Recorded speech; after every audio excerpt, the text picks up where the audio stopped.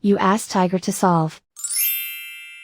This deals with linear equations with one unknown. The final result is x equals -3.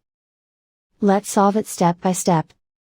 Group all x terms on the left side of the equation. Subtract x from both sides.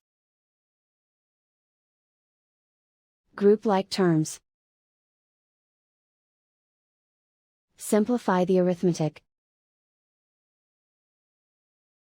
Group like terms. Simplify the arithmetic. Group all constants on the right side of the equation. Subtract 12 from both sides.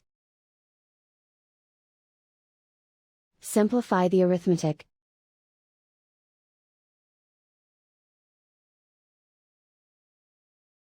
Isolate the x. Divide both sides by -6. Cancel out the negatives. Simplify the fraction. Move the negative sign from the denominator to the numerator. Find the greatest common factor of the numerator and denominator. Factor out and cancel the greatest common factor. And so the final result is x equals -3.